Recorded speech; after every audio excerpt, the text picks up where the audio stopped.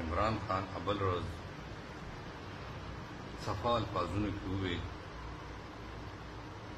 چې تاسو له کله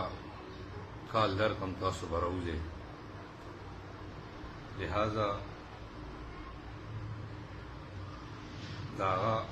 د اندازې نه مخکې موږ له پکار دي چې څومره میډیا والا همکاران دي، صحافیان دي او د هغه په خلاف لګیا دي، تاسو د قسم وي او تاسو به د هغه یو مور نه او د یو پلار نه پیدا چې سار پاسې چې یو انکر یو صحافي مړ کړي سریام چې سزا مو ورکړي ورله، ولې دا اوس زموږ د اسلام، دا زموږ د دین، دا زموږ د پیغمبر او دا زموږ د غیرت جنگ دی. نورونو موږ اول پښتانه یو، د هغې نه پس بیا مسلمانان یو، او مسلمانان هم داسې مسلمانان یو چې بله فرقه وراکې نشته.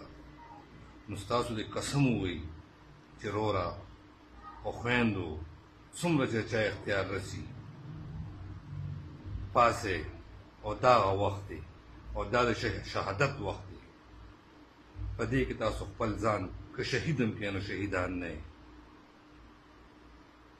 لہذا کم صحافي هم چېرته میلاویږي د عمران خلاف یې خبره کړي، هغه کس راونیسئ او سریام یې پانسي کې. مهرباني بل کال چې د کله درکم تاسو به ټول وروره ویډیو د خپل فیسبوک نه جوړه کړې وه، د هغې په باره کې د خپل صحافیانو نه، د خپل ادارو نه، د څومره محکمې چې دي زه د هغې ټولو نه معافي غواړم. ما نه زه دا په خوبه راپاڅېدم او بلکل زما دماغ کار نه دی کړی چې ما څه ویلي دي، او بلکل زما دماغ کار نه دی کړی چې ما څه ویلي دي، څه نه دي ویلي. ډېر مې غول خوړلي دي او ډېر زیات پې خفه یم.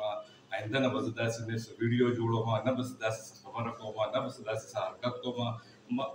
زه د حکومتونو ادارو نه او د ټول هر څه نه معافي غواړم. تاسو زما ډېر ښې هستیانې یې، ما نه دا ډېره غټه غلطي شوې ده، ما معاف کړې او زه به آینده نه داسې یو حرکت